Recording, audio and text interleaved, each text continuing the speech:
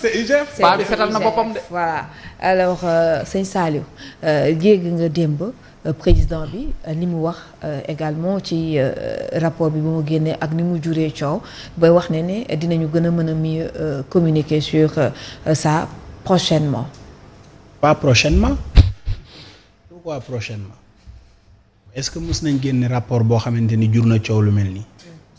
L'utilité de la communication c'est de faire comprendre et d'éclairer donc bu demee ba mu am une situation confuse ci li ngeen xam ni yéen dañ leen ko jox ngeen am indépendance su liggéey ko bu demee ba nga xamante ni si jur na coow lu baree bari war ngeen a may une vitrine le peuple bi ngeen xam ni ñoom ngeen di liggéeyal permettre à des journalistes yu nga xamante ni si ils se sont spécialisés par rapport à l'économie et les finances publiques ñu jàkkaarloo ak ñi ngeen tànn laaj leen ñu leeral leen askan wi xam parce que ce que l'on rend public lu ñuy rendre public mooy lu xamante ni askan wi dañ ko war a xam fii laa toog le jour bi rapport bi génnee ma ne rapport bi génn dafa dëggal li Ousmane Sonko junjoon waxoon ko waaye nag Cour des comptes bu ñuy xel yóbboo ci njort ñuy laaj ndaxam Cour des comptes dafa doon waañ woo xam ni ku ñëw jox ko sa dépense mu toggal la li nga bëgg. il faut ñoom ak trajectoire bi ñu am ak parcours honorable bi ñu am ba doon une cour am une indépendance bu lu mel nii ñëwee ne serait-ce que pour leur crédibilité ils doivent pouvoir communiquer. toog wax ak sénégalais yi du dañu naan cour bi dañ leen ko jox dañu am droit de réserve quand vous travaillez pour rendre ce que vous faites les résultats quand vous devez les rendre publics vous n'êtes plus tenu de communiquer sur ce que vous rendez pour apporter des éclaircissements ne serait-ce que ça parce que ce rapport waral na tey Sénégal nga dégg FMI daal di wax ni nañu ko leeralal li ci rapport bi parce que ñoom dañu ni rapport bi ngeen ñu jox ci la ñuy sukkandiku waa dañu soxla yéen ngeen leeralal ñu yéen waa Sénégal li xew ci biir rapport bii ngeen wax lu ko mooy sunu ay koppar dootul ñëw ci yéen sunu président ñu dégg ko bi muy wax mu ni mën nañu sax fayiku te it ñu taxaw ñu ni ñu bari boroom xam-xam yu bari ni mën nañ ñu demander à ce que ñu fay waa FMI ni Sénégal na fay wala ñu yóbbu ñu ci dérogation te ñaar yooyu yépp ay jafe-jafe lay indi te bu loolu amee ñi ko liggéey mooy Cour des comptes ak nu mu tuddati l'inspection des finances kon nag ñoom ci seen bopp war nañu mën a rendre véritablement compte de manière détaillée parce que ñoom li ñuy liggéey ce n'est pas pour des couloirs ils travaillent pour le peuple et par rapport ak jubbanti dafa am loo xamante ni si Baye Fall yi ñoo koy wax mooy dëggal jubal leeral boo dëggalee rek mbir mi daa war a jub te nga mën koo leeral nag ba mu leer ci bopp yi nit ñi loolu ñàkk a leer gu mu ñàkk a leer moo may sañ-sañ waa APR daa di sañ a bind waa FMI ni ñoom dañu war a dem ngir leeral li nga xamante ni si moom lañ leen di gàcc kon mun nga njort ni le pré-rapport bii nga xamante ni si dafa waroon a am effet contradictoire bi nga xam ne dañ lay bind yow bi nga xam ne yow la concerné woon gestion ba nga daal di ciy indi ay leeral amul bu doon lu am la njort na ni kon du ca dem waaye nit nag it mën nañu njort ni le pré-rapport effet contradictoire bi muy am il s'adresse au ministère pas ki yoroon responsabilité. waaw loolu wax la wax bu dee ministère ba la laaj ministère ba mooy indi ay tontu. waaye lu ci mënti xew mooy la Cour des comptes war nañu mën a jël ab jotaay boo xam ni danañu leeralal askanu Sénégal li nga xam ni moo am ci loolu ndax li ngay wax président Lamine day lu wér rapport boobu li mu génne gàllankoor gim ñu jural dafa bari. dafa bari et on doit situer les responsabilités. ci li nga xamante ni moo ci xew et les fautifs doivent rendre compte. et ils doivent rendre compte si cela est vrai ils doivent être sanctionnés. parce que rapport bi ni mu génnee dafa indi xel mu tey ba tax dafay mën a jox nit ñu baree bari présomption d'innocence par rapport ak li nga xam ni moom lañ leen di wax waaye nag war nañu situer les responsabilités par rapport ak loolu ndax li mu jural Sénégal dafa bari. tey jii vous avez vu partout dans le monde on parle de l'élévation des taxes douanières yi nga xamante ni si États-Unis mu ngi koy yóbbu ci réew yu baree bari. tax tey jii nii addina bi am taxawaay beneen bu taxaw ñu bari soxla koom-koom ñu bari soxla marché boo xamante ni dinañ ko am ngir mën a jur koom-koom seen réew ñu nekk dans l'ère de la mondialisation am buntu yu baree bari yu ñu war a ubbi Sénégal di bokk ci réew yi nga xamante ni si ce sont les pays producteurs et exportateurs de pétrole et du gaz am addina bi mutation bu mu jëm nga nekk ci situation économique bu mel nii dañ ko war a leeral te ñi def rapport bi dañ ko war a génn dañu war a génn expliquer au peuple moo gën suñu tournée ñu ni benn magistrat wax na nangam. bu ñu subaa ñu ni beneen magistrat génn na wax nangam. loolu cela ne va pas de la crédibilité. ma ne ko li Abdou wax magistrat bu nag njàmp ak saabu. voilà loolu àndul ak crédibilité cour bi. cour bi war na composer une équipe de communication boo xamante ni si ils vont tenir compte à expliquer véritablement les comptes qu'ils nous ont rendus parce que la Cour des comptes rend compte au peuple de la gestion des finances publiques.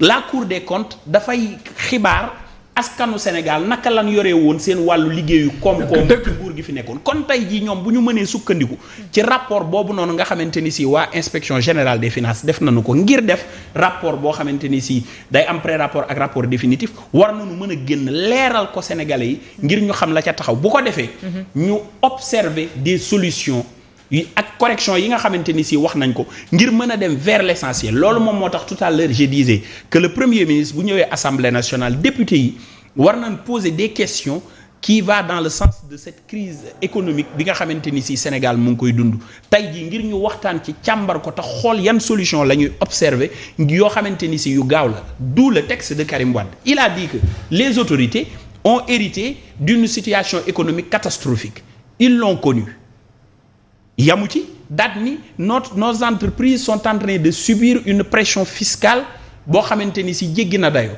la précarité elle est croissante léegi li ñu war a def mooy apporter des résultats yu rapides yu durables yu gaaw kon tey jii loolu moo war a doon la solution exacte loolu la ñu war a opter pour dundinu Sénégalais yi mën a gën a ñoŋ. waaye warta nekk bopp koñ fii bopp koñ fële et on évite encore la Cour des comptes de par sa crédibilité mu composer une équipe ñu wax il ne doit pas être une armée mexicaine boo xam ne kii day génn fii wax lii kii génn fii wax lii ka defoon bokkoon ca liggéey ba ñu nommé ko directeur du budget ñuy non yooyu yëpp dafay indi jeexi jaaxa ci am xel. bu ñu la déggee daal maanaam en marge de cette rencontre la ko waxee ngay bañ. dans l'émission de Mohamed ak Madiambal. oui Madiambal nee na feu Moustapha Ba avait déjà paraphé une réponse par rapport ak affaire rapport yi c'est après dafa am ñu ko dissuadé il l'a dit donc affaire yi c'est que. dafa pare Madiambal nee na Cour des comptes pare woon nañ pour def conférence de presse. waxoon na ko de nee na pare woon nañ pour def ko. nee na lan moo ko soppi. ay ñu ne cour bi fu ñu jëm. à la veille de la publication du rapport. am na lu ñuy njort ci suuf. lu nit yi di wax ci wewu bëy di ko jëmee ci ministre des finances loo xam ni gars yi dañ ko doon ruumandaat comme quoi que est-ce que narul woon a tekki ndomba tànkam ginnaaw bi nga xamante ni jaar na assemblée nationale lu nit ñi di laaj la doon ko ruumandaat ca waxtu woowa. ak yeneen. donc ñun ñi nga xam ni lu ñu concerné ñun doomu Sénégal yi li ñu soxla. mooy que Cour des comptes moom ñu taxaw au-delà de ce compte qu'il nous a rendu par rapport à ce rapport mais qu'il le rend plus explicite pour ñu xam dëggantaan jaay li nga xamante ni mooy li am ndax nit on ne cherche pas à avoir raison l'autorité ne cherche pas à avoir raison l'autorité cherche à faire jaillir la vérité et la vérité relève véritablement des gens qui ont pratiqué des faits qui sont susceptibles aujourd'hui d'une confusion de l'éclairer pour que kenn ku nekk mu xam yëf yi ni mu taxawee. loolu moo ci on espère que comme restons de bonne foi nag. ci li nga xamante ni si moom la ñu indil. que ni loolu moom moo am. mais comme le dossier est transmis au niveau de la justice. parce que c'est ce que le président a dit justice de. non waaw bu nee procureur. même si c'est le procureur de la cour. c'est un procureur chambre disciplinaire seen ñooñu. non attends le procureur non nee na dossier yi ñaar la am na yoo xam ne. peut-être mën na dem pénal am na yoo xam ne ay ça peut faire des sanctions au plan administratif waaw wax na loolu léegi nag comme le dossier est transmis au procureur même bu nekkee procureur cour rek mais procureur c'est le maître des poursuites. xam ne paa bi warutoon wax peut-être de. waaw xaaral rek xam nga cour des comptes amul ay peut-être de danaan topp leen kii kii jubbanti leen ko kii lim def jubut. kii ubbi leen information judiciaire ci moom. nii lañ daan gis. waaw mais c'est lui qui l'a dit aussi. affaire yi soppeeku na daal. waaw mais moom nee na jël na dossier yi transfert na ko. waa léegi nag ñun comme ñun amuñu lu leer. léegi nag ci suite dossier bi moo ñuy wax qui est fautif et qui n'est pas fautif. FMI dina ko lijjanti parce que c'est la justice non FMI mënu ko lijjanti. bañ a lijjanti justice moo joxe woon alal ji. non justice mooy wax. FMI du saytu li nga xamante ne ñun mooy suñu doxalin. alal ji kay bu ñu xamee justice rek ñun dina leer ci ñun. waaw mais justice rek moo mën a wax kan moo def ak kan moo def. kan moo coupable ak kan moo coupable. su may wax comprendre ko alal ji la. comme rapport yi indi na pëccëxoo indi na confusion. waa léegi nañ xaar justice xanaa justice moom.